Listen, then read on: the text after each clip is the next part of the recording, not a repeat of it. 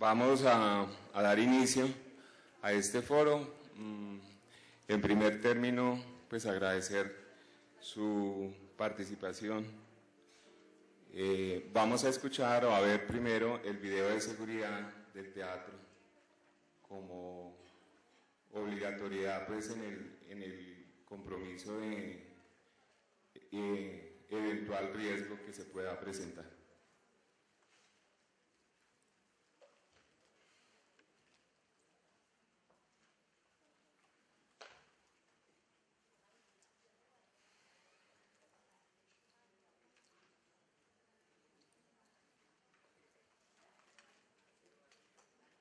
Recomendaciones de seguridad.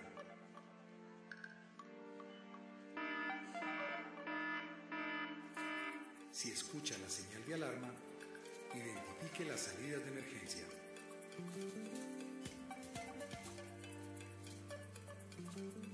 Siga atentamente la señalización de las rutas de evacuación.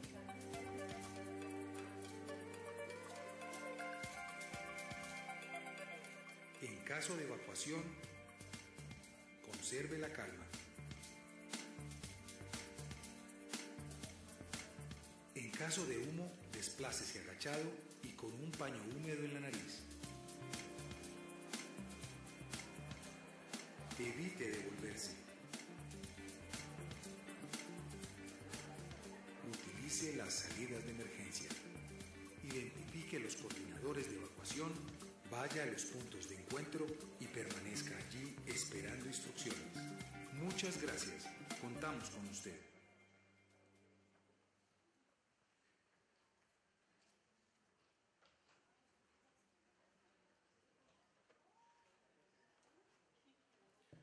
Bueno, entonces, bienvenidos a todos. En nombre de las directivas de la Universidad CES, el área de educación continua, pues nos complace poder desarrollar este primer foro sobre los cambios y la actualización de la normativa del Sistema Único de Habilitación.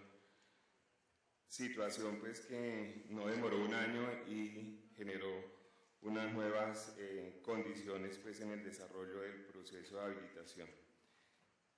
Este primer foro pues pretende básicamente hacer una revisión desde el aspecto jurídico y desde el aspecto de procedimiento de cada uno de los servicios y estándares que sufrieron alguna modificación con relación a la resolución 1441 del 2013. En el mes de mayo igualmente surgió cambios normativos con relación al Sistema Único de Acreditación. Los vamos a mencionar, teniendo en cuenta que también se va a desarrollar un proceso de actualización desde la universidad. Decreto 903, que derogó los artículos 41, 42, 43 y 44 del decreto 1011 del 2006, y solo resolución 2082 del 2014, que define las nuevas condiciones del Sistema Único de Habilitación. Vamos a dar inicio entonces a este foro. Por favor, al finalizar, si alguno no ha inscrito su correo electrónico para que lo corroboren, a él se enviarán las memorias, el link para que bajen las memorias de este foro.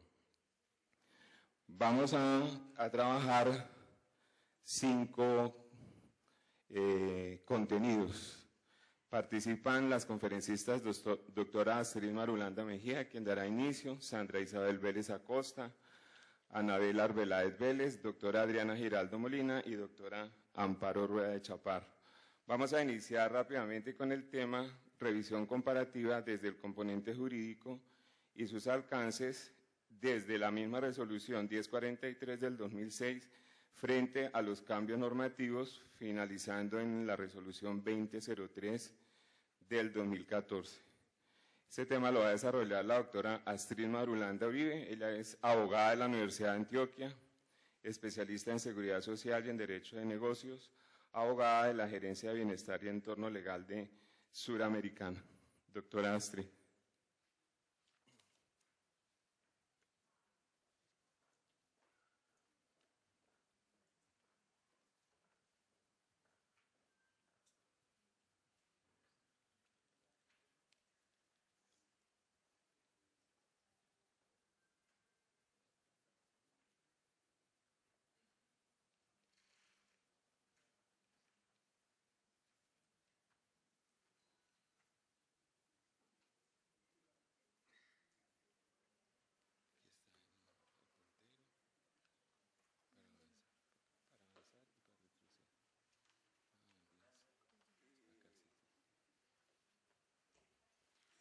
Bueno, muy buenas tardes. Como lo hablaba con el doctor Fernando en su momento, la finalidad de la participación en esta charla de una abogada es prácticamente darles el análisis que en mi ejercicio en el día a día me encuentro con los cambios normativos de una norma que se resuelve en el día a día lastimosamente solo en lo técnico. Es lo que más nos podemos encontrar. Digo lastimosamente, no porque esa intervención sea pues innecesaria o la tengamos que señalar, sino que para nosotros los abogados estos desarrollos normativos comportan un reto porque debemos entender muy bien cuál es el marco en el cual se desenvuelven y debemos acompañarnos de las personas que desde el punto de vista técnico tienen a su cargo en las instituciones prestadoras de servicios de salud la aplicación de las mismas. Teniendo en cuenta entonces mi formación y mi ejercicio profesional, lo que más quiero traerles es las dudas y los retos que yo encuentro para los prestadores de servicios de salud y para las entidades responsables del pago y a su vez para los pacientes en una evolución normativa como la que venimos teniendo desde el año 2013 y buscar más o menos cuáles pueden ser las razones para que hayamos tenido esos cambios tan seguidos y la mejor forma en que se pueden enfrentar con un conocimiento claro del marco jurídico que tenemos. Teniendo claro esto, ustedes se pueden pues preguntar por qué voy a empezar por un marco jurídico como la Constitución. Con la resolución 1043 de 2006, nosotros estábamos asistiendo en un marco jurídico del derecho a la salud que en su momento no era fundamental. A hoy nosotros ya tenemos un marco completamente distinto donde el derecho fundamental, donde el derecho a la salud es fundamental. Y eso viene dado por la evolución jurisprudencial que ha tenido este derecho por los fallos de la Corte Constitucional. Si bien nosotros podríamos identificar que esos fallos solamente han tenido incidencia en las entidades promotoras de salud cuando las condenan a cumplir con una serie de prestaciones que no están incluidas en el plan obligatorio de salud, ya hoy nos encontramos en un panorama distinto, porque estamos a puertas de recibir la ley estatutaria en salud. Ya la Corte Constitucional le dio, por decirlo de una forma más sencilla, su visto bueno, y su visto bueno consiste en que efectivamente estamos a punto de recibir una ley que está pendiente de la firma del presidente y de la publicación que definitivamente reitera y dice que el derecho fundamental, el derecho a la salud es fundamental. En ese sentido, el primer enfoque y el primer reto de los prestadores es tener completamente claro que más allá de una norma contenida en un manual de habilitación, tenemos un marco conceptual jurídico completamente claro que está permeado por la Constitución Política de Colombia y que lo que busca es que la garantía del derecho a la salud sea efectivo, se dé con calidad y se dé con oportunidad. Entonces eso es bastante importante tenerlo en cuenta.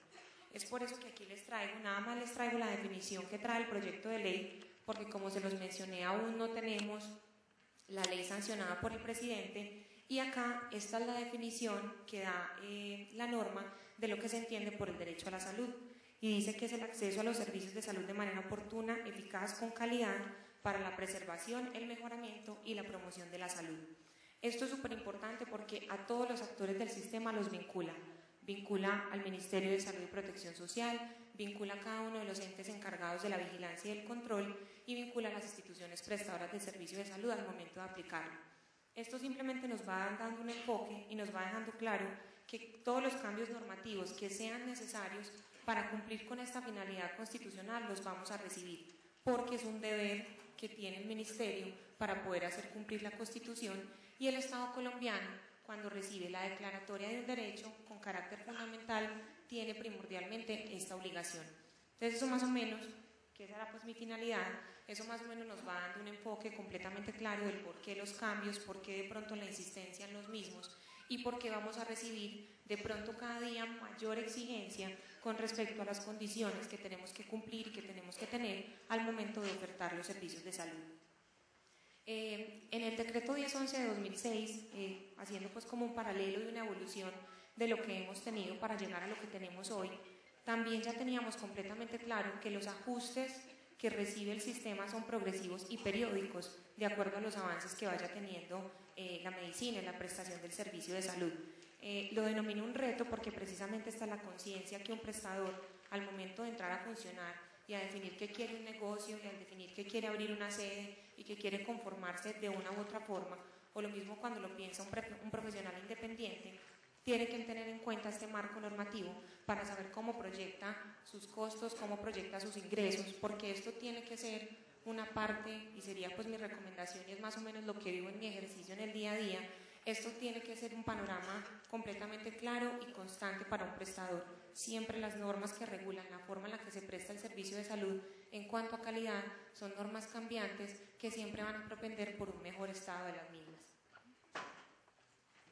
Fue así como desde el año 2006 entonces la resolución 1043 regulaba a través de los dos manuales la forma y los estándares básicos que los prestadores deben cumplir, y aquí hago una anotación que, como se los indicaba al principio, es una anotación de abogada, porque cuando nosotros los abogados nos dicen es un manual único de estándares y de verificación, nosotros nos circunscribimos exclusivamente a la norma y creemos que es la única que existe.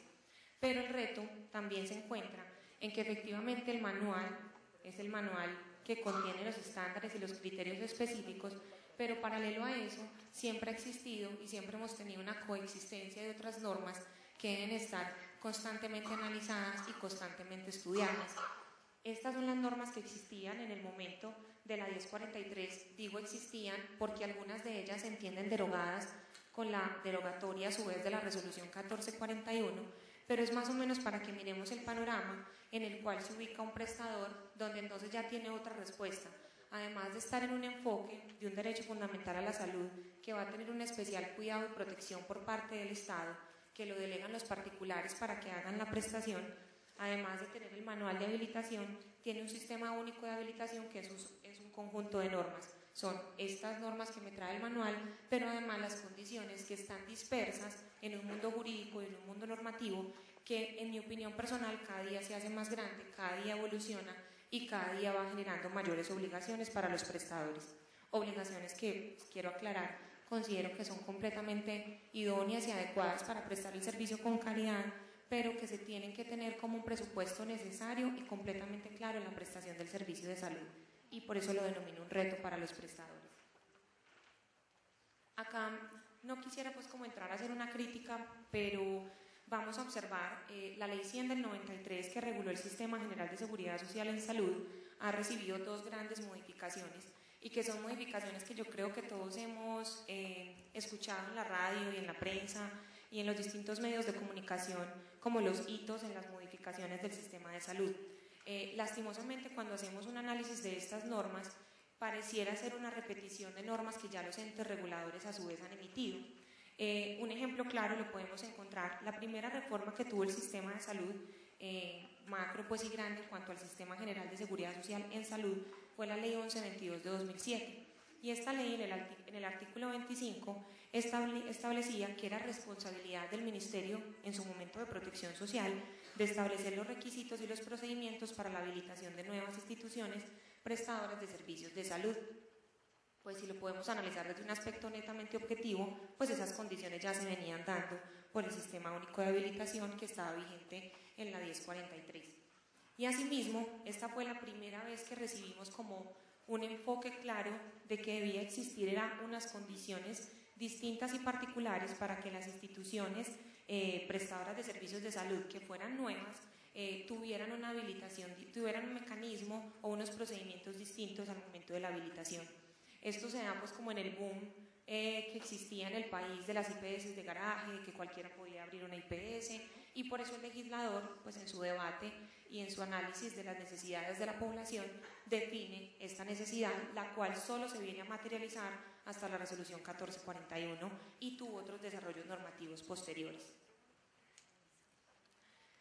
Asimismo, si encontramos en la evolución jurídica o en la evolución normativa que tenemos dentro de un marco completo, que pues quiero insistir mucho, no se agota exclusivamente en el manual de habilitación, tenemos que el Ministerio de Salud y Protección Social definió que Colombia impulsara una política de seguridad del paciente.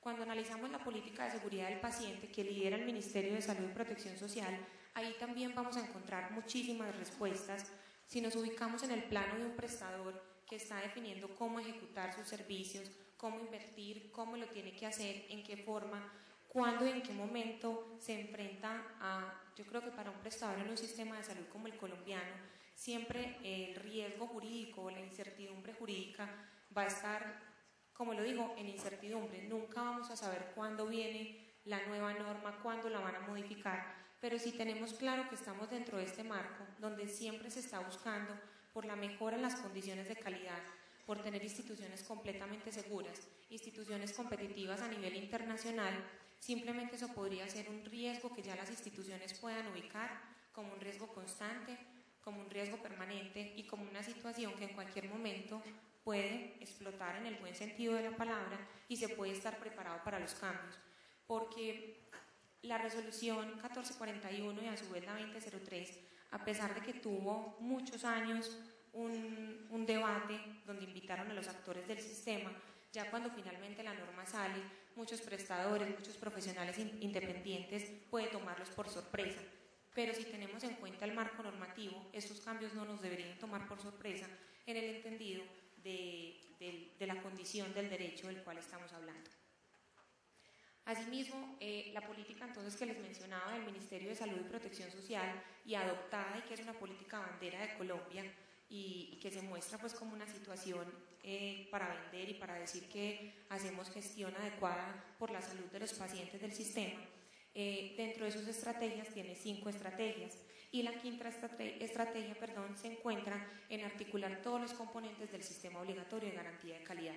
Entonces ahí vamos como más o menos aterrizando en una cronología que nos va dejando un poquito más claro, porque no me quería centrar exclusivamente en la resolución 2003, en que hubo un cambio, en que ese cambio tiene unas consecuencias, sino más o menos entregarles un marco que es el que procuro o el que procuramos en el día a día entender los abogados en nuestra asesoría jurídica para aterrizar un poquito más las cosas y entender sobre todo por qué pasa. Finalmente, la segunda reforma que les mencionaba, la Ley 100 o el Sistema General de Seguridad Social en Salud, viene con la Ley 1438 de 2011, que hace algunas menciones que, insisto, ya existían en la resolución 1043 de 2006, que las encuentra en la diapositiva, sobre todo que la revisión estará a cargo de las direcciones territoriales, que los reglamentos que expida el Ministerio deben permitir verificar las condiciones de habilitación y hacer una revisión periódica, pero en el parágrafo del artículo que lo menciona, que me permití transcribirlo, se habla y se establece y se vuelve a hacer énfasis, como lo hacía la Ley 1122, en que para poder iniciar actividades, una IPS nueva debería contar con una verificación previa de sus condiciones de habilitación. Acá quiero hacer pues como un llamado de atención, lo insisto pues y no quiero como centrarme pues en una crítica del Congreso y su desarrollo, pero sí miremos que en el 2007 una reforma a la salud que se presenta como una reforma estructural importante y necesaria define que se tiene que realizar labores de verificación previa en las IPS nuevas, pero de nuevo unos años después, en el 2011, de nuevo se vuelve a hacer mención casi exactamente a lo mismo, sin conseguir su desarrollo normativo reglamentario. Entonces, de nuevo, nosotros como ciudadanos, y ya ahí podría hablar como ciudadana y no como abogada, recibimos una información del sistema, se va a reformar, estamos innovando, estamos creando, pero muchas veces lo que tenemos es un reencauche de normas anteriores que no han sido reglamentadas adecuadamente o por lo menos de forma oportuna. Esto nos tuvo pues como resultado una reglamentación, la verificación entonces, además de abrirlo a las instituciones nuevas, acá fue la primera vez donde se mencionaron servicios de urgencia, servicios de alta complejidad y servicios oncológicos. Entonces de aquí viene el desarrollo normativo que se presentó en la 1441 sobre las visitas previas. Luego, con el decreto ley antitrámites, que yo creo que también a través de los medios de comunicación recibimos constantemente información, los decretos antitrámites, este decreto ley antitrámites son decretos que el presidente de la República, a pesar de que él no es encargado de emitir leyes, le dan unas facultades temporales y excepcionales para que expida normas con fuerza de ley, es decir, para que él, que normalmente lo que expide son decretos, pueda expedir una norma que tenga el mismo carácter y el mismo rango normativo que una ley. En ese sentido, esta norma de nuevo vuelve a retomar el tema de la verificación previa y modifica este parágrafo que les mencioné anteriormente en la 1438, solamente un año después de haber sido publicado, o sea, no recibió reglamentación y al no recibirla, de nuevo, en el año 2012, se vuelve a hacer énfasis sobre esta situación. El único cambio que se presentó de fondo es un cambio en la redacción. porque si lo ven acá, atrás habla de los servicios oncológicos y señala que deberán tener habilitación y verificación previa por parte del Gobierno Nacional. Y lo que hace la norma es simplemente precisar que será a través del Ministerio de Salud y Protección Social y que para eso la entidad podrá celebrar convenios administrativos. Entonces es como el enfoque que les puedo dar y que podemos tener antes de la llegada a la resolución 1441 y más o menos que nos puede, insisto, dar claridad de por qué y cómo llegamos a ella. En la resolución 1441 y con las situaciones que se presentaron una vez la norma fue publicada y las socializaciones que se presentaron en el Ministerio de Salud, donde todos los actores del sistema expusieron su punto de vista, especialmente muchos de ellos se concentraron en la necesidad o no de que se hicieran ciertas exigencias, en la necesidad o no que se hicieran ciertas regulaciones. Eso fue lo que trajo como consecuencia, y la parte considerativa de la resolución 2003 así lo menciona. Dice que como producto de un diálogo pues, con los actores del sistema, se determinó la necesidad de hacer algunas modificaciones y dar alguna claridad en algunos conceptos. En cuanto a la claridad de los conceptos jurídicos exclusivamente, cuando hablamos de los conceptos jurídicos es el articulado completo de la norma. Cuando hablamos de la claridad que hay en los conceptos jurídicos, sí considero desde el punto de vista personal que hay un avance en algunas definiciones, hay un avance como en la claridad, a pesar de que, por ejemplo, hoy tengamos una coexistencia de 3 regímenes de habilitación, por decirlo de alguna forma, o sea, estamos coexistiendo con 1043, con 1441 y con 2003, y si bien eso hoy no puede representar un caos o no puede generar ningún inconveniente porque cada uno está muy claro en cuál régimen de habilitación está, en el futuro, cuando el tiempo pase, cuando una persona quiera hacer una reclamación, cuando una entidad quiera demostrar ante una investigación administrativa que no haya caducado, que cumplía con los estándares, va a tener que tener una información supremamente clara de cuál era la norma que estaba vigente para el momento y cuál tenía que cumplir. Esas son como las consecuencias que la coexistencia de normas nos pueden traer. En este sentido, en las siguientes diapositivas, lo que les traigo más o menos es en los campos que me parecieron pues, más importantes y relevantes, porque ustedes han podido tener la oportunidad de hacer un análisis de la norma y la idea pues no era transcribirla, es más o menos cuáles son entonces las grandes diferencias que se lograron entre dos normas tan cercanas, entre la 1441 y la 2003, y teniendo muy claro que la 2003 va a ser la norma final que a partir del 30 de septiembre nos va a regular y va a regir las condiciones de habilitación de los prestadores. Lo primero que encontramos es las diferencias entre las nominaciones que se hacen del manual. En la 1441 se hablaba de todos los, pues de que pretendía regular los procedimientos y condiciones para adoptar un manual de habilitación, y en la 2003, que ya son situaciones que más adelante mis compañeras van a ahondar, se habla de un manual de inscripción de habilitación y habilitación de servicios de salud. Entonces ahí encontramos que se habla como ya de dos procesos que parecieran ser independientes, pero que necesariamente tienen que existir, que son la inscripción y la habilitación como tal de los servicios de salud. Inscripción que podría uno encontrarle una ventaja importante, y es que permite que se haga una autoevaluación clara por parte del prestador para conocer cuál es su portafolio de servicios que efectivamente va a proceder posteriormente, pues va a proceder a habilitar. Luego, en lo que tiene que ver con el campo de aplicación, tanto en la 1441 como en la 1043, cuando hacían mención a las entidades departamentales y distritales de salud en lo de su competencia, no los mencionaban directamente como en campo de aplicación o destinatarias de la norma, sino como aquellas entidades que tenían que, a través de los organismos de control, vigilar y procurar por la adaptación. Acá, en los numerales del artículo que habla del campo de aplicación, las entidades departamentales y distritales, en lo de su competencia, que estaría entonces por validar, se encuentran mencionadas como un destinatario más de la norma. Yo creería que se encuentran ahí mencionadas porque el artículo 62 de la ley 1438 está pendiente por reglamentar, y es aquel que habla de las redes integradas de salud. Entonces, las redes integradas de salud van a estar lideradas por las entidades departamentales y distritales de salud, por los entes territoriales. Entonces probablemente vamos a tener acá al futuro un cambio importante, porque también las redes integrales es una deuda que tenemos desde la ley 1438, y hace poco una sentencia del Consejo de Estado le ordenó al Gobierno Nacional que en un término de 6 meses regulara las redes integradas de salud. Entonces eso también es importante tenerlo en cuenta.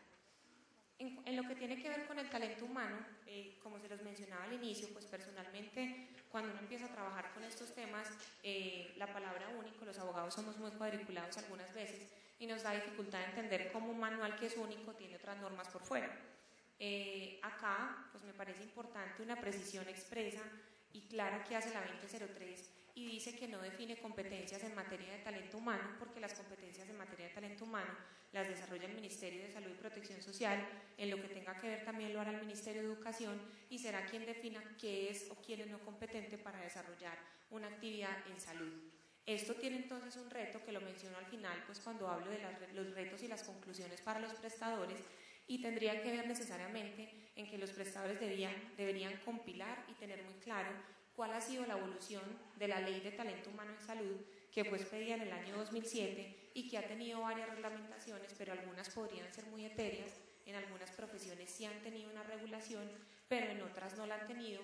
Entonces mirar cómo se mueven esos vacíos y cómo se interpretan de cara a la idoneidad del personal que presta el servicio de salud.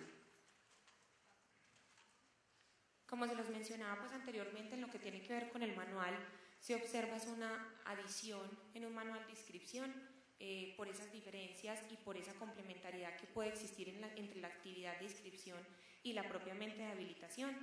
Continuamos y lo subrayo en rojo porque son aquellas que permanecen completamente igual, las capacidades técnicas administrativas, la suficiencia patrimonial y financiera y la capacidad tecnológica y científica que deben tener, las condiciones que deben cumplir los prestadores del servicio de salud. Y en cuanto a la inscripción y la habilitación, la novedad de nuevo con la inscripción de que todo prestador en el REPS por lo menos con un servicio habilitado.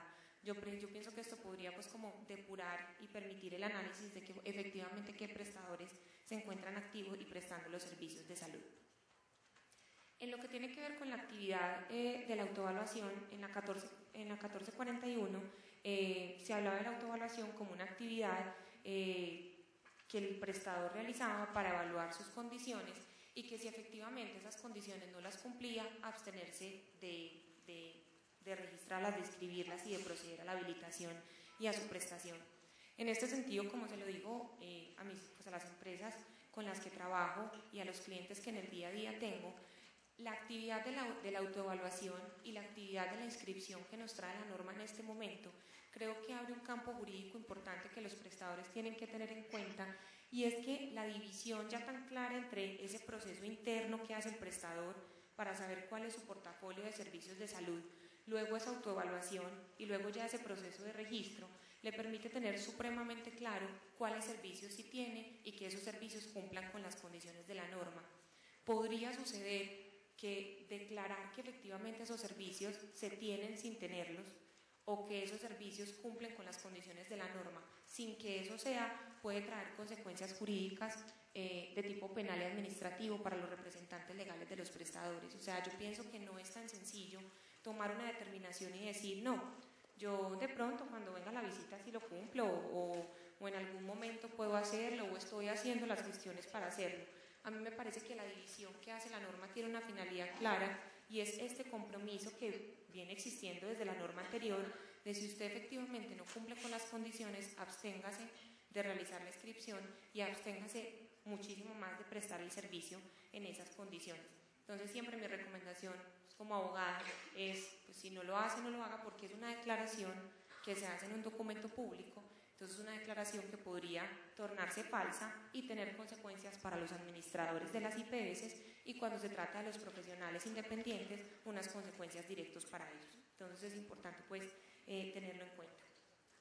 El proceso entonces de autoevaluación en la 2003 habla que es una autoevaluación previa a la inscripción, durante el cuarto año de la vigencia de la inscripción y antes de que el vencimiento se efectúe, antes del término de renovación anual de la inscripción, previo a reportar las novedades, y obviamente todos vamos a estar obligados a realizar el proceso de autoevaluación antes del 30 de septiembre de 2014, que es el momento a partir del cual todos vamos a estar incursos en la resolución 2003 de 2014.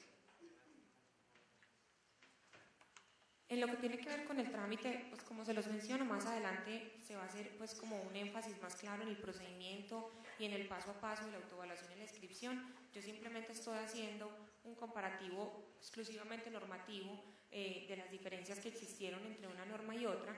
Y en cuanto al trámite para la inscripción en el REPS, iniciaba en la 1441 con la autoevaluación directamente, y aquí el trámite de inscripción es un trámite previo que permite reforzar un poco más el servicio, pues la actividad de la autoevaluación, y por eso mi recomendación a que efectivamente, si no se cumplen con las condiciones, no se proceda a continuar con dicha declaración, porque puede tener consecuencias jurídicas importantes.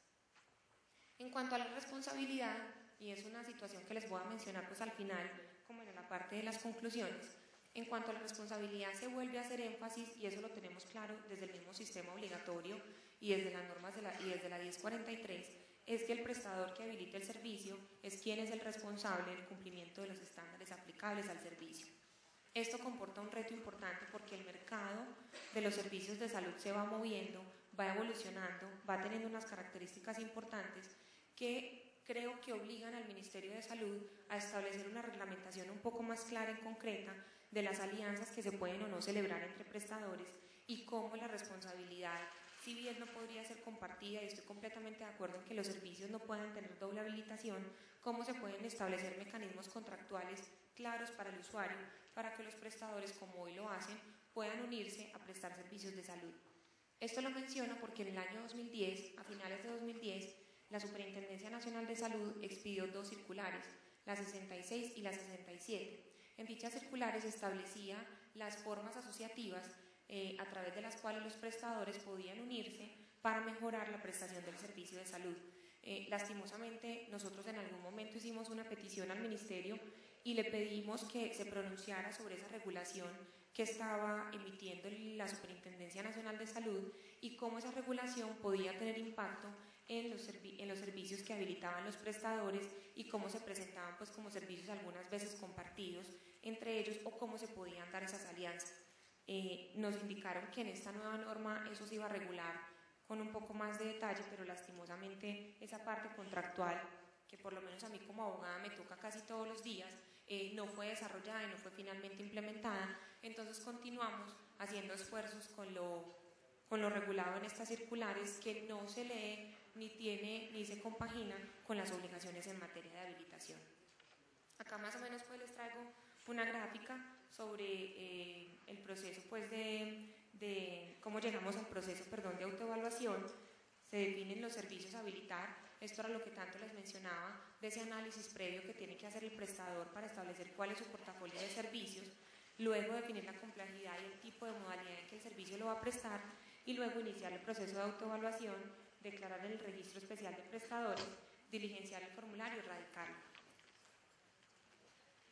Acá también presentamos un cambio pues importante en cuanto al distintivo, porque en el 1441 y en la norma anterior teníamos que el distintivo pues era entregado por el ente que hacía pues la verificación o la actividad propia que hacen las entidades territoriales, pero ahora el prestador va a tener la potestad y la facultad de imprimir directamente el distintivo de habilitación una vez se valide el cumplimiento de todos los requisitos. Eso podría ir pues como dentro de todo el marco que tiene el gobierno nacional de generar un gobierno en línea, de generar procesos que sean muchísimo más ágiles para los administrados. Entonces eso podría ser pues un beneficio también para los prestadores para obtener su distintivo.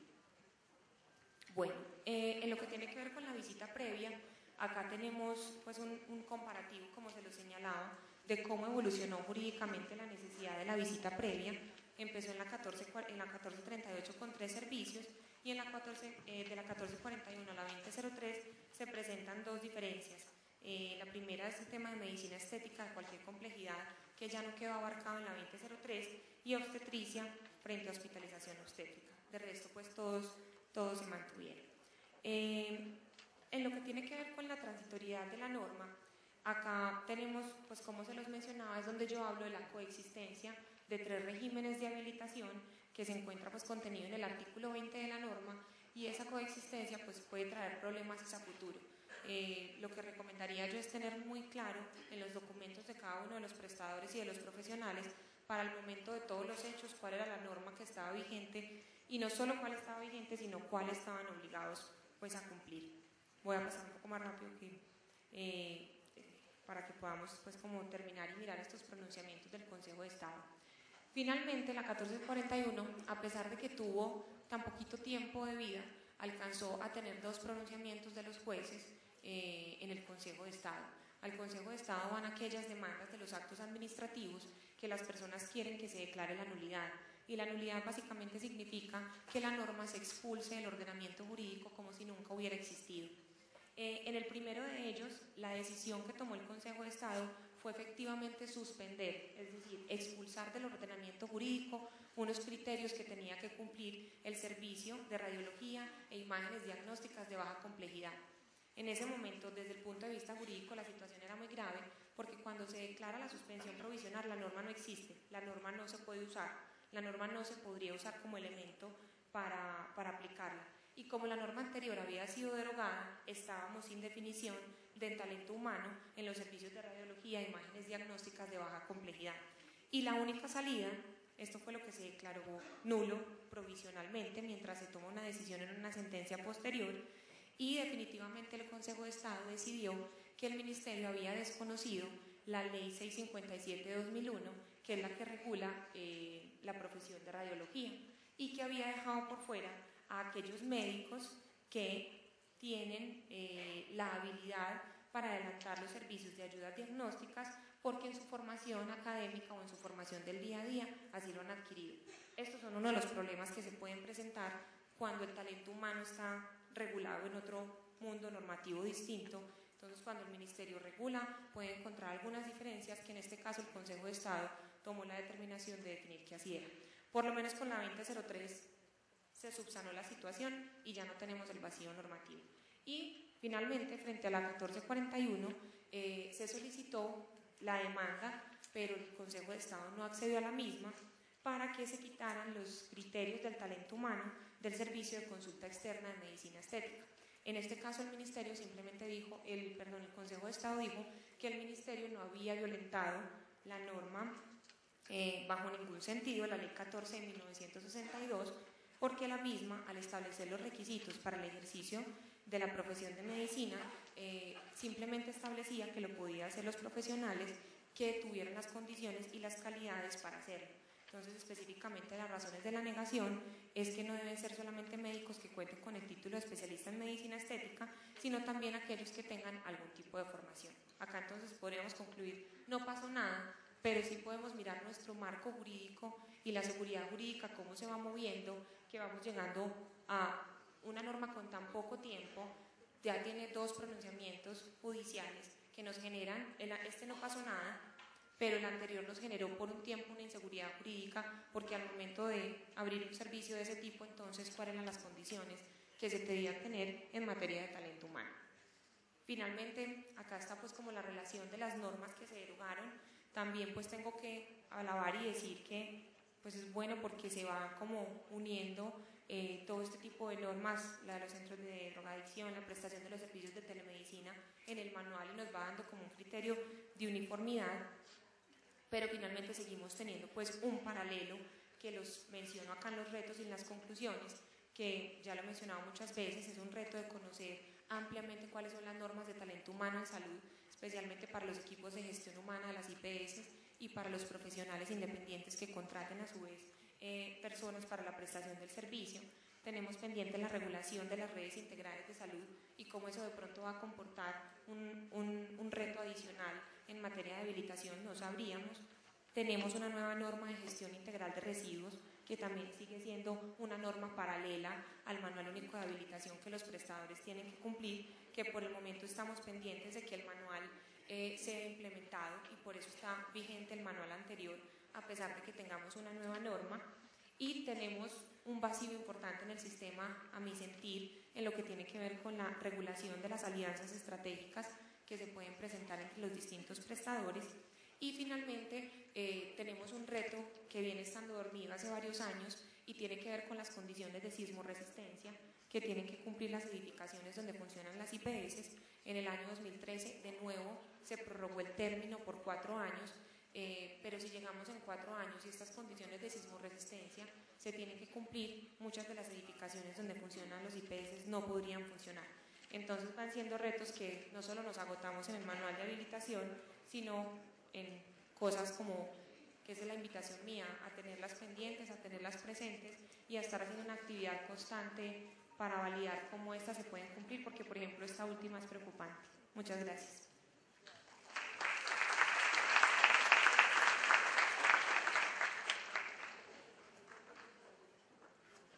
Bueno, gracias, doctora Astrid. Vamos a seguir con evaluación e implicaciones del nuevo proceso de inscripción de habilitación y registro con la doctora Isabel Pérez.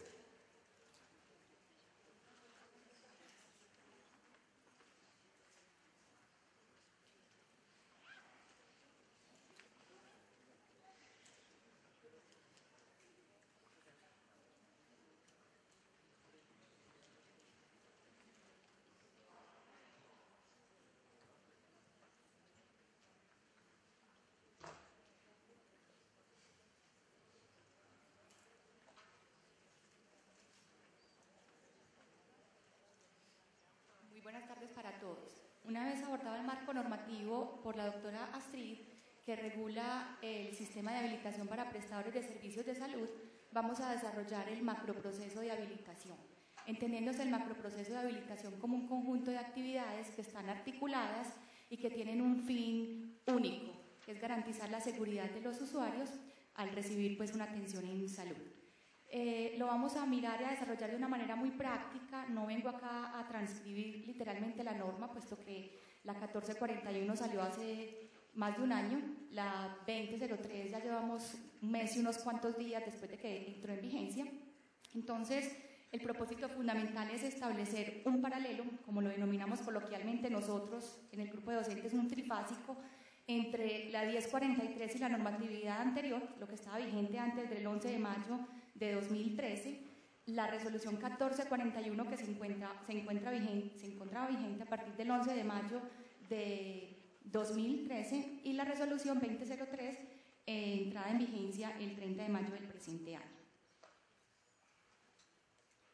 Empezamos entonces con la resolución 1043. Esta resolución 1043 aplicaba a todos los prestadores que se encontraban inscritos antes del 11 de mayo de 2013. Sale, como ya les mencioné, el 11 de mayo la resolución 1441, ya trayendo pues como unos cambios importantes que los pudimos mencionar en el foro y que en algunos diplomados, en el diplomado virtual que hemos implementado acá en la universidad, pues esa es como la tarea, mostrar los cambios específicos entre esa normatividad y esta otra. Y ya el 30 de mayo de 2014 sale la resolución 2003, dando un periodo de transición, como lo mencionó la doctora Astrid, hasta el 30 de septiembre del año 2014. Si todo sigue como va, todos los prestadores que actualmente se encuentran inscritos a partir del 1 de octubre tendremos que funcionar única y exclusivamente con la resolución 2003 del año actual.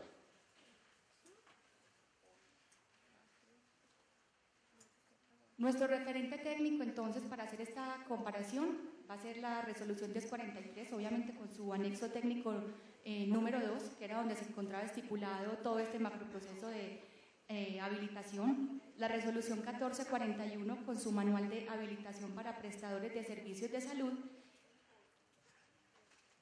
Y la resolución 2003 con un manual de inscripción de prestadores y habilitación de servicios de salud. Aquí hubo un cambio que aparentemente para algunos no tendrá importancia, pero tiene su trascendencia, y es que pasamos de denominar simplemente un manual de habilitación a darle un nombre más técnico y más específico, que es manual de inscripción y habilitación de servicios de salud. A veces todavía en el medio me encontraba personas refiriéndose a tengo habilitado este consultorio, el profesional está habilitado, y hablamos de dos cosas distintas. Una es la inscripción en el registro especial de prestadores, de los prestadores de servicios de salud que están contemplados en la norma, que vienen citados desde el decreto 1011 del año 2006, retomando lo que en su momento también había traído consigo el decreto 2309 del año 2002. Y otra cosa es la habilitación de servicios de salud. Entonces, se inscriben prestadores y se habilitan servicios. Obviamente, un prestador no tiene sentido que se inscriba si no va a tener habilitado un servicio. Como ya se mencionó, un prestador que se inscriba como mínimo tiene que tener habilitado un servicio de salud.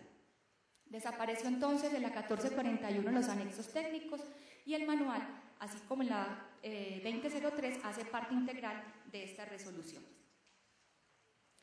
Tenemos establecidos entonces unos actores que intervienen en este macroproceso de habilitación y es el Ministerio de Salud y Protección Social, la Supersalud, los prestadores de servicios de salud y las entidades departamentales y distritales de salud, que como bien lo mencionaron, fueron mencionadas de manera explícita en el campo de aplicación de la resolución 2003.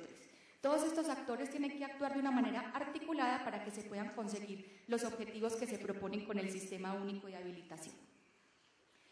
Me voy a detener un poquito explicando cambios grandes que se dieron en materia de prestadores de servicios de salud. En la definición de IPS se sigue conservando la misma definición que se trataba en el decreto 1011 del año 2006. Son instituciones cuyo objeto social es la prestación de servicios de salud y que deben cumplir con la normatividad que regula el sistema obligatorio de garantía de la calidad. Se comportan como unas personas de naturaleza jurídica y pueden ser del orden público o privado. Si ustedes leen detenidamente la 1441 y lo comparan con la 2003, encontraban un cuadrito donde estaban los tipos de IPS. Y por los tipos de IPS entonces decía, puede ser privada con ánimo de lucro, privada sin ánimo de lucro y especificaba para cada una de ellas cuáles eran. Cambio importante que se dio en la 2003, está centrado en las IPS públicas. Cuando usted miraba el cuadro en la 1441 decía IPS públicas son las ESES, las empresas sociales del Estado, del orden nacional, departamental, distrital o municipal. Con la 2003 se adicionan a las públicas y dice otras IPS públicas. En foros que hemos tenido con el Ministerio se aclara que estas IPS públicas hacen referencia a unas IPS indígenas, que también pueden ser del orden nacional, departamental, distrital o municipal o local. Profesional independiente sigue intacta la definición, no la voy a repetir porque ya todos lo conocemos. Hablamos del servicio especializado de transporte de pacientes. La norma con la 2003 dice, no queremos seguirlo llamando servicio especializado de transporte, sino servicio de transporte asistencial de pacientes. Y ustedes ven que en los estándares de interdependencia siempre dice transporte asistencial de pacientes para los servicios que así aplican. Aquí hubo un cambio grande y es el siguiente. En la 1441 se decía que este servicio podía ser ofertado por IPS o profesionales independientes. En la 2003 se cambia el término profesional independiente por persona natural. Por lo tanto, cualquier persona natural que desee prestar un servicio especializado de transporte de pacientes, que ya actualmente lo denominamos transporte asistencial de pacientes, lo podría hacer invocando esta resolución 2003. Otro cambio importante son las modalidades en las que se podían ofertar estos servicios de transporte. Si bien veíamos en la 1441, se había abierto un espacio para las modalidades en ambulancias y decían, las ambulancias pueden ser aéreas, marítimas, fluviales o terrestres. Aquí ya simplemente dice en la 2003, esos son tipologías de vehículos, las modalidades seguirán siendo las mismas que hemos venido manejando, intramural, extramural y telemedicina. Las ambulancias se podrían habilitar entonces como unidades móviles o como domiciliarias. Hablamos entonces de las instituciones con objeto social diferente. Esto no es un término nuevo, se incorporó desde la resolución 2680 del año 2007 y se sigue mencionando en la resolución 2003. Importante que se hace especial énfasis en 4 cosas para que se pueda tratar como una institución con objeto social diferente. Una es que el objeto por el cual fue concebida no es la prestación de servicios de salud, es otro muy distinto, como su nombre lo indica, solo que por requerimientos propios de su actividad se ve abocada a prestar uno o más servicios de salud. Importante, esos servicios de salud solamente pueden ser de baja complejidad y o consulta especializada. No pueden prestar nada hospitalario, nada quirúrgico, porque se comportarían inmediatamente como una IPS, y esos servicios no se pueden ofrecer en contratación dentro del Sistema General de Seguridad Social y Salud. Aquí vamos a retomar y a profundizar y a mirar de una manera más práctica lo que trató la doctora Astrid, que ella lo abordó desde el marco normativo. Aquí lo vamos a mirar como un proceso de habilitación, donde cada una de estas actividades y tareas que las componen se encuentran completamente engranadas. Y vamos a hacer la comparación entre las tres normas. Normatividad previa, me refiero a ella 1043 con sus modificaciones y adiciones, la 1441 y la 2003. Todo arranca entonces con una inscripción de prestadores de servicios de salud. Ya sabemos que son 4 tipos de prestadores de servicios de salud, cuya responsabilidad es única de los prestadores de servicios en el caso de la autoevaluación. ¿Quiénes se pueden inscribir en el REPS? El REPS es el Registro Especial de Prestadores de Servicios de Salud. Se inscribe cualquier prestador nuevo o se inscribe un prestador que se encuentre inactivo en el REPS. Aquí hace una claridad importante la 2003 y dice: los prestadores inactivos son aquellos que no hicieron la renovación de la inscripción en el plazo que se les había concedido o que simplemente el ente territorial les canceló esa inscripción por incumplimiento de las condiciones de habilitación. Lo que comúnmente nosotros denominamos, le revocaron la habilitación, pero ya sabemos que no se llama revocar habilitación, sino la cancelación de la inscripción en el Registro Especial de Prestadores. ¿Qué decía entonces la normatividad previa en materia de autoevaluación? Coja el manual, el anexo técnico número 1 de la 1043 con sus modificaciones y adiciones, coja la 2680, si presta servicios bajo la modalidad de telemedicina, coja la 1448, si presta servicios en unidades móviles, acuáticas o terrestres, coja la 4796, una cantidad de manuales y anexos que tenía que moverse ese prestador. Sale la 1441 y dice, no más manuales, no más anexos, perdón, vamos a trabajar con un manual que hace parte integral de esta habilitación. Y esa autoevaluación deberá ser reportada, trae un término nuevo, y se reporta un resultado. ¿Qué dice la 2003? Hace una precisión, te dice, no es solamente una verificación, sino que es una verificación interna, responsabilidad del prestador de servicios de salud. ¿Qué encuentra uno muchas veces en el medio? El médico especialista, profesional independiente, que no tiene tiempo de hacer una autoevaluación y pone a la secretaria o al asesor y le dice, póngame chulos en todos los cumple, que en la marcha vamos subsanando lo que encontremos. Aquí lo que estamos diciendo es una autoevaluación declarada, donde usted se compromete a cumplir con lo que dijo que exactamente cumplía. ¿Sí? Si usted no declara el cumplimiento total de los criterios que le aplican, absténgase de prestar ese servicio.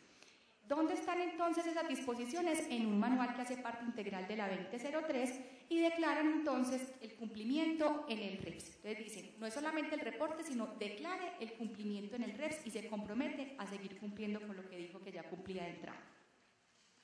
Este cuadrito, para los que vieron en el foro pasado, fue pues como muy útil para poder reunir todo lo que se dice en condiciones de habilitación y qué le aplica a cada prestador. Y se hace pues como unas claridades con 2003. Entonces tenemos 3 condiciones del Sistema Único de Habilitación: capacidad técnico-administrativa, se subdivide en 2, certificado de existencia y representación legal, y un sistema contable que permite evidenciar estados financieros, suficiencia patrimonial y financiera, con unos indicadores que se corrigieron porque tenían unos yerros en la 1441, estaban multiplicados 2 veces por 100 algunos, otros denominaban el indicador obligaciones mercantiles mayores a 180 días, pero en la definición operacional aparecía el número 360, eso se corrige, y capacidad tecnológica y científica. Pasamos entonces de 9 estándares en 1043 a 7 estándares en 1441 y se mantienen en 2003. Importante es que no es que desaparecieron los 2 estándares que no estoy mencionando, sino que quedaron absorbidos dentro de procesos prioritarios. ¿Listo? ¿Cuáles desaparecen? Pues como grupo de estándares, referencia y contrarreferencia y seguimiento a riesgos. Quedan repotenciados en procesos prioritarios. Entonces, una IPS, sin importar su naturaleza jurídica, sea pública, privada o mixta, privada con o sin ánimo de lucro, tendrá que cumplir con todas las condiciones del Sistema Único de Habilitación. Si hablamos de un profesional independiente, es decir, una persona natural que no tiene otro profesional a su cargo, que puede tener personal técnico y o auxiliar en el número que quiera, deberá cumplir con las condiciones de capacidad tecnológica y científica y no se le exige PAMIC. Eso no es nuevo, eso venía desde la 2680, se mantiene con 1441 y lo ratifica la 2003. Servicio de transporte asistencial de pacientes. Cuando se constituya como una empresa cuyo objeto sea el traslado de pacientes, se le dará el mismo tratamiento como si fuera IPS.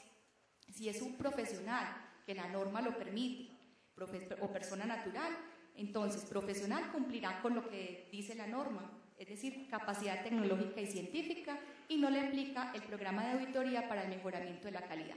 Queda un vacío grande. Acuérdense que la 2003 dice que puede ser prestado este servicio por una persona natural, pero usted en ninguna parte en la 2003, en el acápite de la inscripción, mira o puede observar cuáles son esos requisitos y documentos que se exigen a una persona natural.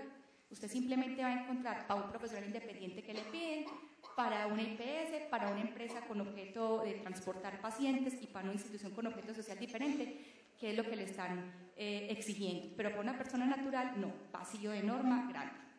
Hablamos de instituciones con objeto social diferente, le piden solamente la capacidad técnica administrativa en lo que corresponde a certificado de existencia y representación legal, capacidad tecnológica y científica, no le aplica PAMIC.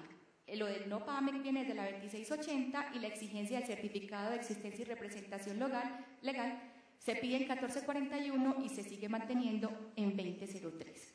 Sin ninguna modificación, queda claramente estipulado que el ente territorial se encargará entonces de orientar a los prestadores en ese proceso de inscripción y de difundir entre cada uno de ellos la obligatoriedad de cumplir con los criterios que le aplican tanto en el momento de la inscripción y garantizar su permanencia durante el tiempo que preste los servicios. Hay unas condiciones especiales que vale la pena mencionar, y es una salvedad que la hacía la 2680 y la retomó la 1441. ¿Cuál era esa salvedad? Decía, las IPS que pertenezcan a las fuerzas militares, Policía Nacional e IMPEC, solamente se les exigirá el cumplimiento de las condiciones de capacidad tecnológica y científica, incluyendo el PAMEC, y el certificado de existencia y representación legal vigente. Si ustedes comparan esto con lo que dice el 1011, vemos que hay una contradicción normativa donde prevalece el decreto sobre la resolución. ¿Qué dice la 2003? Exime que el IMPEC no lo menciona en esta salvedad y adiciona Ecopetrol, es decir, dice IPS de las Fuerzas Militares, Policía Nacional y Ecopetrol. Si deciden acogerse de manera voluntaria al sistema obligatorio de garantía de la calidad, les aplicará las condiciones de capacidad tecnológica y científica, incluyendo PAMEC y el certificado de existencia y representación legal. O en caso de que ellos ofrezcan servicios de salud a una EAPB, a otro prestador de servicios o a un ente territorial. Se mejora un poco, pero sigue existiendo la contradicción, y les muestro acá el decreto 1011. Si ustedes leen el campo de aplicación en el decreto 1011, en el artículo 1, se los voy a leer textualmente, dice: los prestadores que operen exclusivamente en cualquiera de los regímenes de excepción contemplados en el artículo 279 de la Ley 100 y la Ley 647 de 2001, esta última reglamenta el régimen especial, o sea, para las universidades públicas que hayan querido acogerse, se les aplicará de manera obligatoria las disposiciones del sistema obligatorio de garantía de la calidad de que trata este decreto. Entendemos entonces que Ecopetrol hace parte del régimen de excepción y que no está nombrado dentro de esta salvedad que trae el decreto, donde dice, excepto las IPS de las Fuerzas Militares y la Policía Nacional, que se les exige únicamente cuando ofrezcan servicios de salud a un tercero, sea EAPB, sea un prestador o un ente territorial, o cuando se acojan de manera voluntaria. ¿Qué pasa entonces? Prima el decreto sobre la resolución. Ecopetrol tendrá que acogerse obligatoriamente al sistema obligatorio de garantía de la calidad. ¿Por qué? Porque así lo dice el decreto 1011. Así la resolución 2003 haya dicho, usted mirará si cumple, si quiere, o a menos de que venda servicios de salud. Ecopetrol tiene los servicios de salud solo para su población y no le vende servicios a otra persona.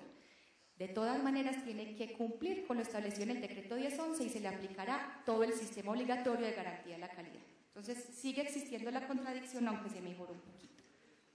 Importante esto, prestadores nuevos o que se encontraban inactivos en el registro especial de prestadores y que se inscriban nuevamente a partir del 30 de mayo de 2014 tendrán que cumplir con la 2003. Es decir, usted en algún momento estuvo activo, pero el ente departamental o distrital le canceló su inscripción por incumplimiento o usted olvidó hacer la renovación y se van a inscribir después de que entró en vigencia la 2003, obviamente le aplica todo lo que dice este decreto. Es decir, todo el que se vaya a inscribir después del 30 de mayo de 2014, que fue la fecha en la que entró en vigencia la 2003, le aplica las disposiciones establecidas en el mismo. Importante esta excepción, no estaba ni en la 1043, ni en la 2680, ni en la 1441.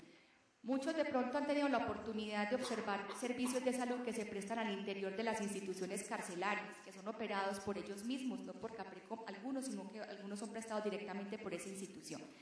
Anteriormente existía una norma específica para esos servicios de salud, ahora la 2003 dice: esos servicios que se presten exclusivamente al interior de una institución carcelaria no les serán aplicados los procedimientos y condiciones de habilitación contenidos en la resolución 2003. Es una salvedad expresa que trae esta norma. Pasamos entonces a la segunda etapa, que hace parte del proceso de inscripción, y es el diligenciamiento del formulario. ¿Qué pasa? Ningún cambio en cuanto al diligenciamiento se hace a través de la página web y se encuentra actualmente publicado. Se imprimen, se llevan 2 copias para poderlo radicar, y en la resolución, en la normatividad previa, se establecía tácitamente un plazo de 1 mes. Cuando usted hacía la inscripción vía página web, tenía 30 días para llevar el formulario, si no, pues ya desaparecía el sistema y tenía que volver a hacer el trámite. Aquí no queda expresamente definido, pero se sigue manejando igual. Radicar el formulario entonces, se presentaba, se radicaba el formulario, ahora también, y se establece desde la 1441 unos soportes que se tienen que llevar.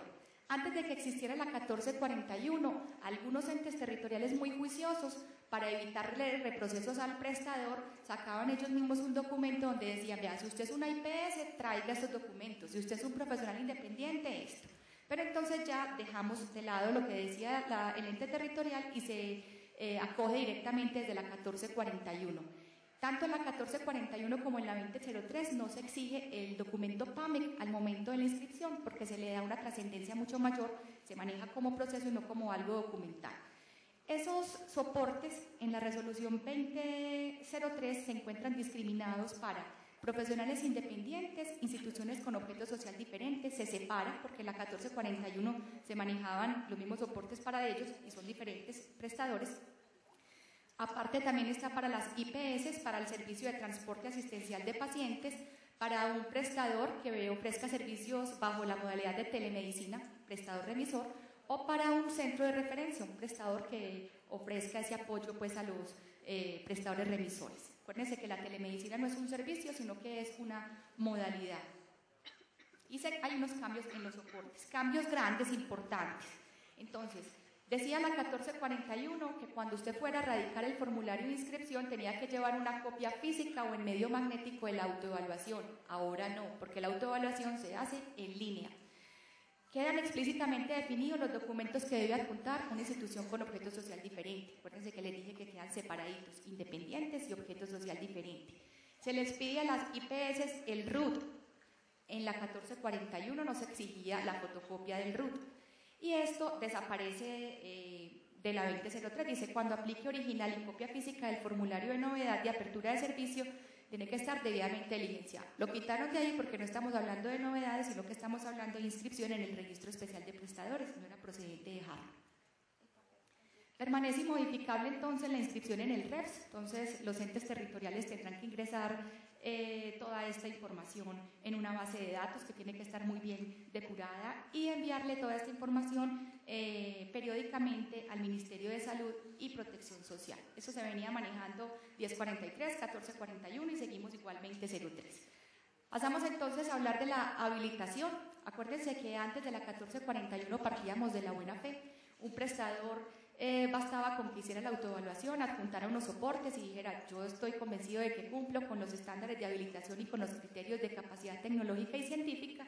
Inmediatamente el servicio quedaba habilitado y le entregaban el distintivo. A veces se le entregaban ahí mismo si estaba de buenas, otras veces se tenía que pasar varias veces para que el ente territorial se lo entregara.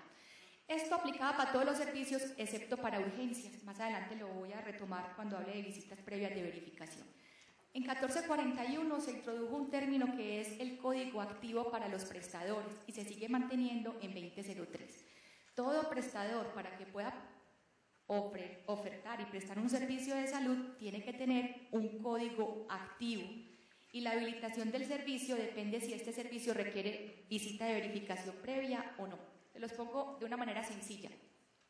Usted es una IPS nueva, no importa los servicios que vaya a prestar, usted va y radica el formulario de inscripción en el Registro Especial de Prestadores y adjunta todos los formatos. Y el ente territorial le asigna un código, pero ese código está inactivo, es decir, es como una tarjeta de crédito que el plástico lo tiene pero no la puede utilizar. ¿Cuándo podría prestar los servicios? Cuando le hagan esa visita de verificación y el ente territorial efectivamente dé fe de que ese prestador cumple con todas las condiciones. En ese momento entonces le activarían el código y le dan vía libre para que él pueda prestar los servicios de salud que ya se entenderían habilitados. Entonces aquí hay un algoritmo pues que les hice, que es mirar si el servicio requiere visita previa o no por parte de los entes departamentales o distritales de salud. ¿Qué decía la 1441? Esto es nuevo, no venía desde la 1043, se toma desde la 1441. Dice, si usted requiere visita previa o el servicio requiere visita previa, el ente territorial la programa y verifica. Si cumple, activa el código y entrega un certificado de habilitación y los distintivos. ¿Cuál es el cambio? En la 2003, seguimos igual en la visita y en verifica, y si cumple se activa el código, eso permanece inmodificable. Solo que ya el distintivo no se lo va a entregar el ente territorial, sino que autoriza la generación del mismo. Es el prestador el que debe imprimirlo. Muchas veces usted tenía que ir varias veces a ver si ya había salido el distintivo y le decían no hay tinta o no hemos recibido directrices del ministerio, X o Y razones, pero no lo tenía en el momento que se inscribió. ¿Qué trae la 2003? Que a uno siempre le preguntaban los estudiantes, venga, la 1441 está si requiere visita previa, pero si no, entonces le tocaba a uno averiguar con el ministerio, aquí ya quedó tácitamente definido, y dice, si el servicio no requiere visita de verificación previa, el ente territorial, ¿qué hace? Recibe todos los soportes, verifica que se cumplan con todo lo que está establecido y autoriza la generación. Es decir, si usted es un profesional independiente y va a prestar el servicio de odontología, ese servicio no requiere visita de verificación previa, usted lleva la documentación y cuando el ente territorial diga cumple con esos requisitos que están estipulados en la resolución, le dan el aval para que usted imprima el distintivo, inmediatamente se entiende habilitado el servicio. Frente al distintivo de habilitación, entonces existía antes una resolución, que era la resolución 715, y se hablaba del costo, las sanciones y unas características de los distintivos. Eso desaparece en 1441 y en 2003. Ya no hablamos entonces de que se entrega un distintivo, sino que se imprime por parte del prestador de servicios de salud. Cambios en relación con el distintivo. Con la normatividad anterior, la 1441, se decía que una vez recibido el distintivo se debería fijar sin laminar. Aquí ya no le hacen, digamos, no le ponen esa condición, no le dicen si lo puede laminar o no. Simplemente dice, usted genera el distintivo, cuando nosotros lo autorizamos, lo imprime y lo pega en un lugar visible al público. Eso sí, no lo queremos guardado detrás de la puerta del baño, en una carpeta donde nadie lo sabe dónde está, sino visible al público. Otro cambio, la 1441 decía que no se podía duplicar, aquí pues no mencionan eso para nada y se mantiene exacto pues lo de no adulterarlo o modificarlo velando por su buen estado. Cuando el prestador presentaba una novedad de cierre debía devolver el distintivo, o cuando se inactivaba el servicio o cuando se deterioraba el distintivo. Aquí simplemente dice, si se inactiva el servicio, me lo retira. Ya no lo tiene que devolver porque el ente territorial, pues ya esa no es función de él, simplemente lo va a retirar. Usted lo generó, usted se encarga de retirarlo o cuando esté deteriorado. Y frente a la novedad de cierre no dice nada. ¿Qué supondría uno? Pero es peligroso suponer cuando no están las cosas explícitas en la norma que lo debe retirar. ¿Listo? Si usted cierra un servicio, pues no tiene ninguna razón de ser que deje el distintivo pegado en un lugar visible sabiendo que ya no le está ofreciendo. La elaboración, distribución y custodia del distintivo entonces será responsabilidad de los entes departamentales y distritales y aquí ya la generación depende del prestador, pero el prestador no lo genera cuando él quiere, sino cuando el ente territorial lo autoriza, y el ente territorial lleva un control de a quién le ha autorizado generar ese distintivo. Importante entonces retirar inmediatamente el distintivo cuando se proceda al cierre del mismo por no mantener las condiciones de habilitación. Aquí ya ponen explícito la palabra cierre. Anteriormente se decía, si no cumple con las condiciones se retiran. Aquí lo que están diciendo es, si el ente territorial después de una visita de verificación se da cuenta que no cumplen las condiciones, se debe retirar el distintivo inmediatamente. Hablamos entonces acá en la custodia del distintivo en caso de cerrar un servicio temporalmente. Desde la 1043 se venía diciendo que un servicio se puede cerrar por un año y que antes de un mes de que se venciera se podía prorrogar por otro año más. Con la 2003 desaparece este concepto, el servicio solamente se puede cerrar por un año y no es prorrogable. Entonces, por lo tanto, desaparece esta custodia del distintivo cuando se prorroga pues este plazo. En caso de reapertura del servicio luego del año de cierre o por deterioro, se deberá entregar el distintivo, aquí ya lo habíamos mencionado, simplemente se genera pues la autorización para que se imprima uno nuevo. Hablamos de la vigencia de la inscripción en el registro especial de prestadores. Aquí hay algo importante.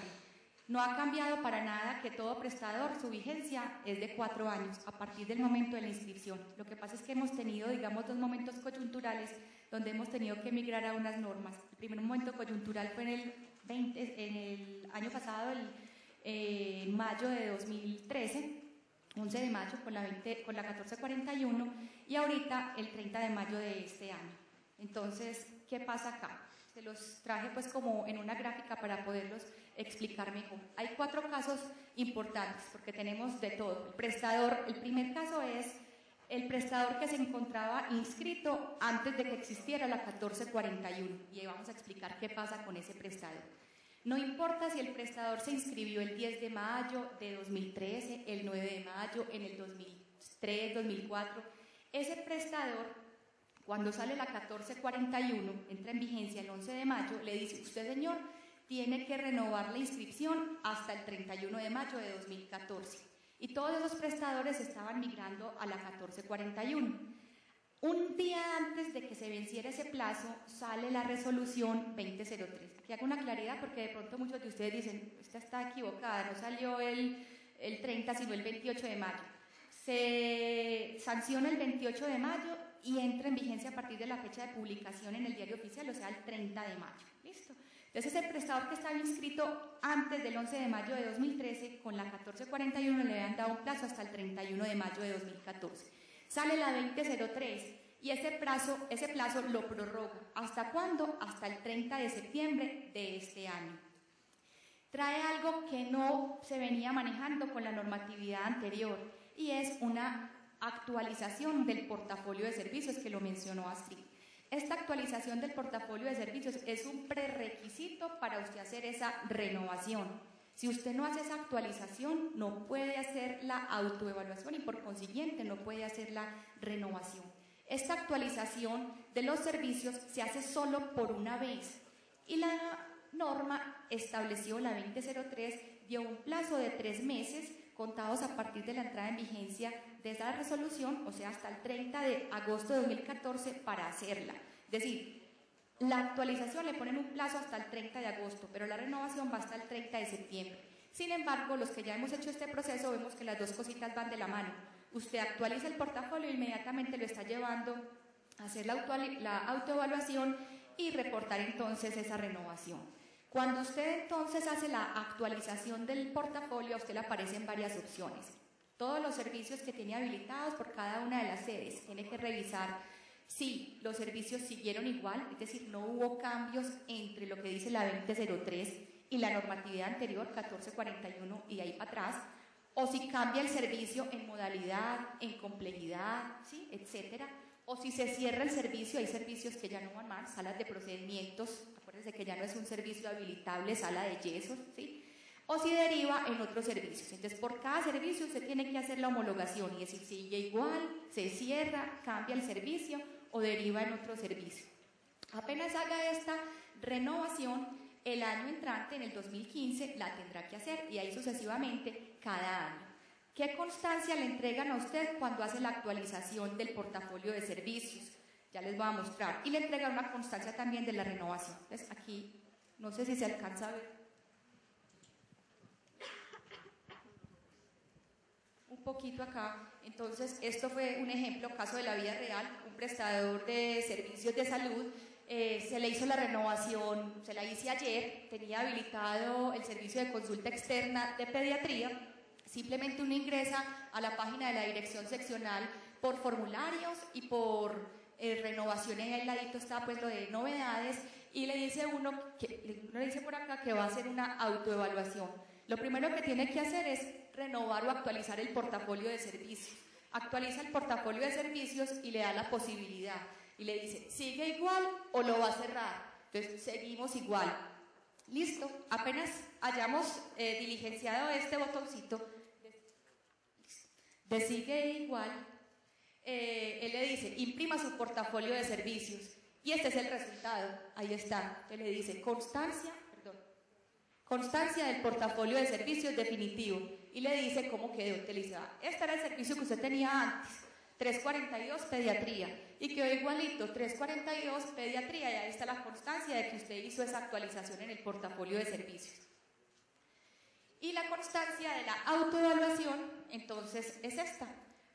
Acuérdense que esa autoevaluación el prestador se comprometió y dijo que efectivamente cumplía con todos los estándares. Para la autoevaluación, los que no han ingresado todavía a la página, no crean que le van a salir todos los criterios de capacidad tecnológica y científica, simplemente le sale un campito donde le dice, cumple con autoevaluación, uno le da un chulito, dice sí, pero eso no es el sí que le pone la secretaria, es el sí con la mano en el corazón, listo.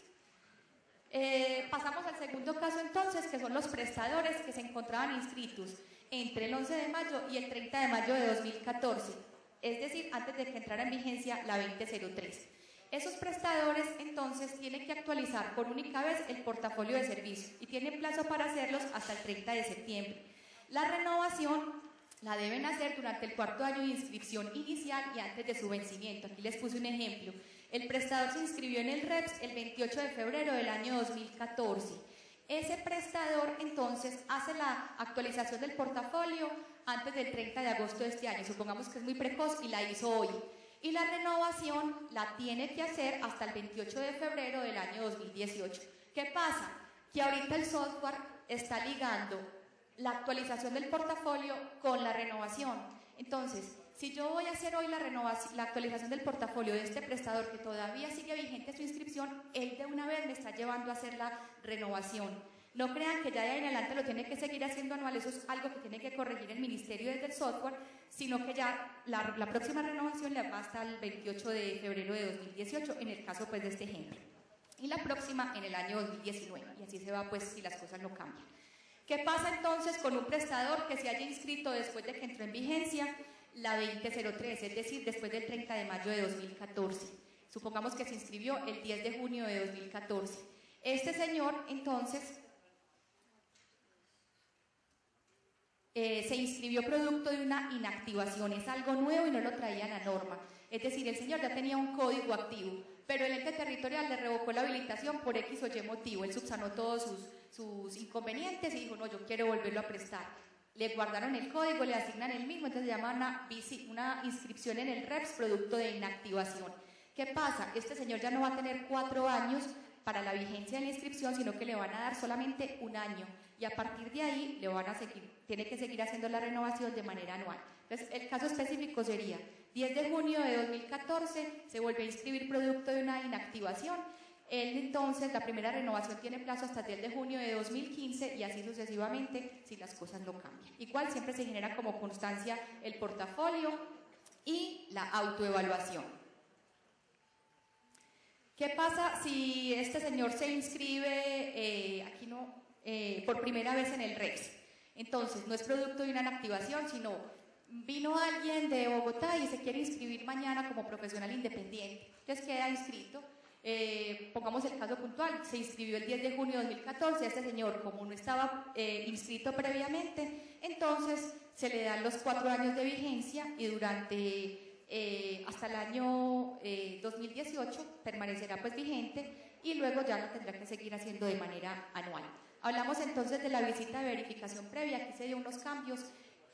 Acuérdense que entonces las visitas de verificación previa se hacía a los servicios de urgencia, obstetricia, servicio especializado de transporte de pacientes básico medicalizado, medicina estética de cualquier complejidad. Cambio importante, como desapareció medicina estética como servicio habilitable, ojo con la palabra habilitable, sino que ya quedó asumido dentro de consulta externa de medicina general con sala de procedimientos, ya no requiere visita de verificación previa. Y obstetricia se limitó el alcance. Obstetricia era muy amplio, entonces un médico que tuviera consulta externa de obstetricia requería visita de verificación previa. Aquí el alcance se limita a hospitalización obstétrica. Seguimos igual, todos los servicios de alta complejidad requieren visita de verificación previa y los servicios de oncología igualitos, sean de consulta externa, de apoyo diagnóstico terapéutico o sean quirúrgicos. Y esa visita de verificación, a diferencia de las anteriores, las hace el Ministerio de Salud, Protección Social o quien delegue. Importante y sigue igual, la verificación de estos servicios, los estándares de talento humano, historia clínica y procesos prioritarios se hace con base en la planeación y no se exigen pues resultados finales. La notificación de esta visita se hace con un día de antelación y es realizada por un equipo de verificador y vuelven y hacen referencia, como estaba mencionado en la 1441, a la resolución 077 y 2869. Recordemos que esta resolución lo que está regulando o estipula son las disposiciones para la formación de los verificadores, pero en ningún momento entra a especificar cuál es el perfil mínimo de los verificadores para evaluar ciertos servicios, como ustedes sí lo encontraban en el anexo técnico 2 de la 1043, donde decía si es un laboratorio, va tal persona, si es una IPS de baja complejidad, Aquí simplemente se limita, entonces está diciendo que tenga el certificado de formación como verificador y cualquiera pues que tenga ese certificado podría verificar cualquier servicio. Hablamos entonces, ya pasamos a la inscripción de las novedades. En esa inscripción de novedades, entonces aquí rápidamente tenemos las novedades están discriminadas por prestador, novedades de la sede. En novedades del prestador, entonces, todo igual y se adicionó una, que es el cambio de director o gerente, queda un total de 9 novedades. En novedades de la sede, entonces, se elimina cierre de servicio, porque esa está contemplada dentro de las novedades que corresponden a los servicios, por lo tanto quedan 8 novedades.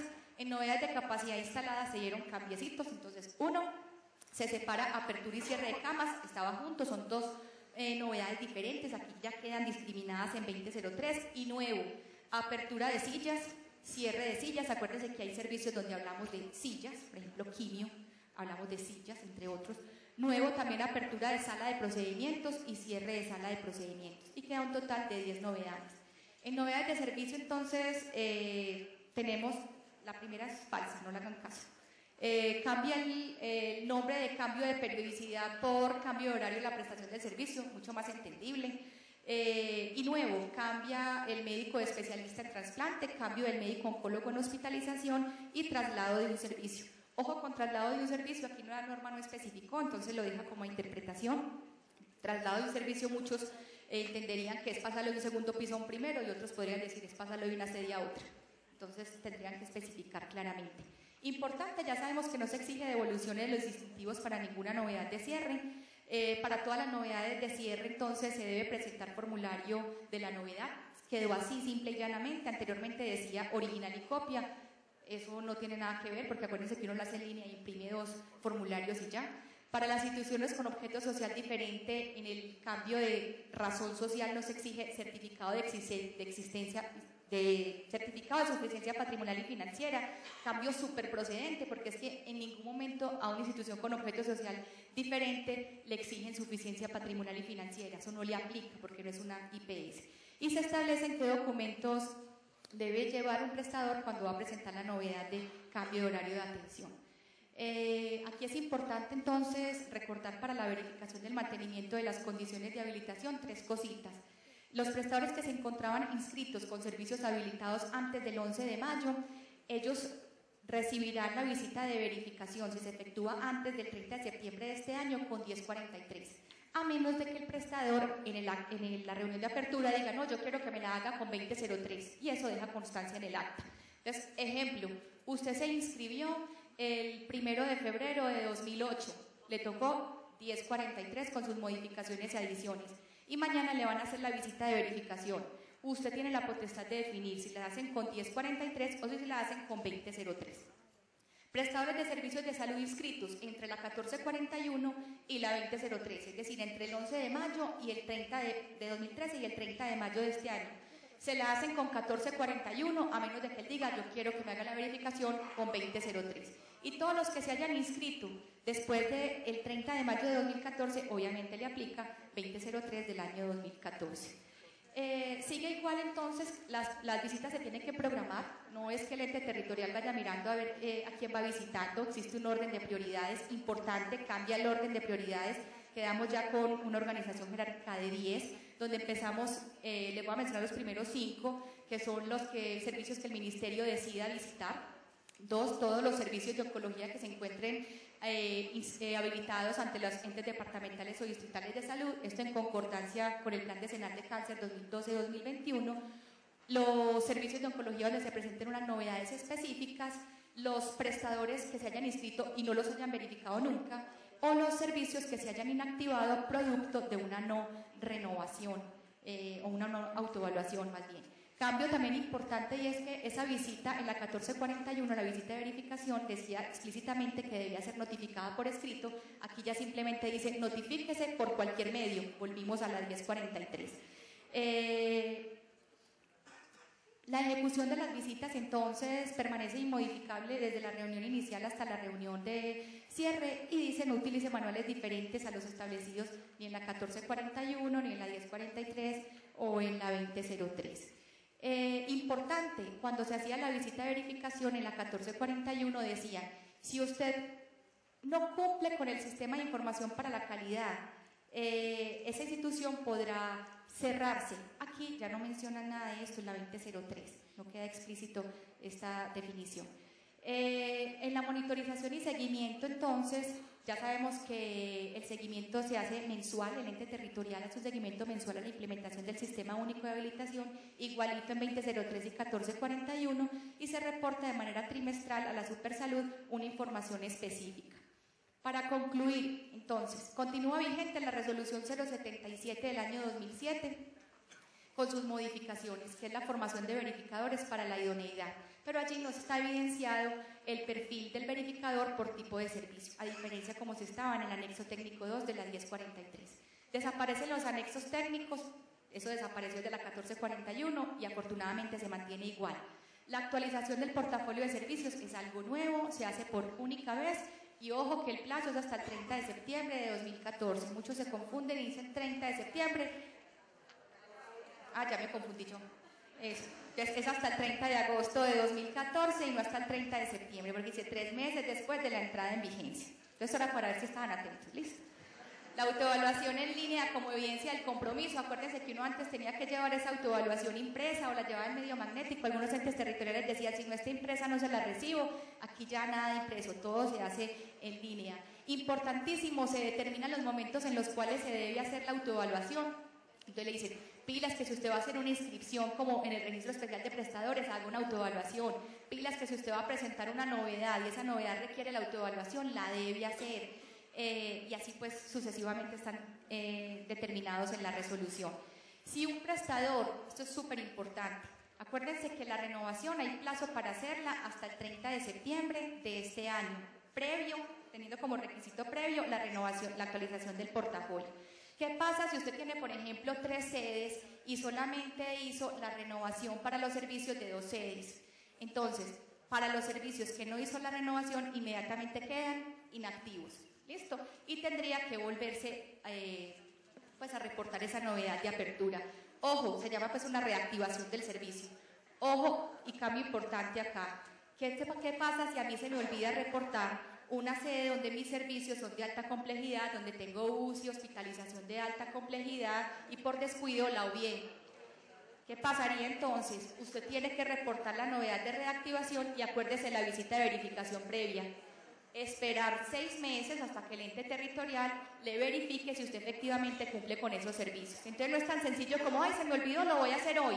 no, se me olvidó y mire las consecuencias que trae. ¿Listo? De los servicios que usted no renueve quedan inmediatamente excluidos del resto. Solo se considera habilitado cuando tenemos un código activo, que esto ya pues lo expliqué suficientemente, y solo se podrá ofrecer y prestar servicios cuando pues hayan pasado las visitas previas para los servicios que así lo requieren, de acuerdo con lo establecido en el decreto ley 019 y con los ajustes que ya se hicieron. Acuérdense que desaparece medicina estética como servicio habilitable, por lo tanto no requiere visita de verificación previa, y se limita el alcance de obstetricia y se circunscribe a hospitalización obstétrica.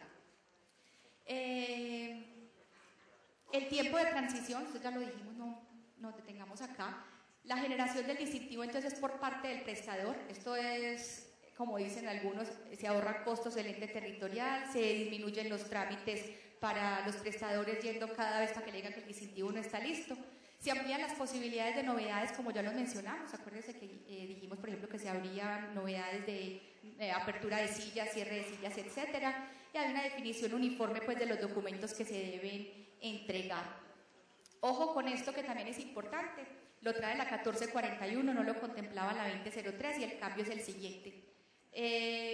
Con 1441 se decía, si usted tiene habilitado el servicio de urgencias y lo quiere cerrar, no es tan fácil como que vaya al ente territorial y diga lo cierro, ¿no? Porque es que hay unas responsabilidades. Entonces 1441 decía, si lo quiere cerrar, entonces presénteme un informe escrito, una carta dirigida al ente departamental o distrital y a todas las entidades responsables del pago con las que usted queda contrato, como mínimo 15 días antes del cierre. Esto permanece igual en la 2003. Para ginecobstetricia, entonces ya se circunscribe el alcance, no a gineco, que es muy amplio, sino hospitalización obstétrica. Pediatría, que es muy amplio, también se limita el alcance a hospitalización pediátrica, cuidado intensivo igual y obviamente desaparece hospitalización. Entonces, hoy en día, si usted tiene un servicio de hospitalización pediátrica, hospitalización obstétrica, urgencias y o cuidado intensivo y desea cerrar uno o varios de estos, notifique con 15 días de antelación por escrito al ente territorial y a las entidades responsables del pago con las que usted tiene contrato antes de proceder a cerrar. Importante, seguimos igualitos, las visitas de verificación se planean por el año anterior, por lo tanto el 30 de noviembre de cada año el ente territorial tiene que tener muy claro a quiénes va a visitar y el 20 de diciembre tiene que pasarle a más tardar a la Supersalud este listado de instituciones a verificar. Recuerden que como mínimo es una visita de verificación cada 4 años, eso permanece inmodificable, no significando que no le puedan hacer pues más en ese tiempo. Nunca un solo verificador en la visita, esto no estaba en la 1043, sí lo traía la 1441 y lo retoma la 2003 y se piden unos documentos pues, que acrediten al verificador como tal. Antes en la 1441 decía que el verificador tenía que presentar el certificado que lo acreditara como tal, eso ya desaparece acá. Y no uso de manuales diferentes al adoptado. Muchas gracias.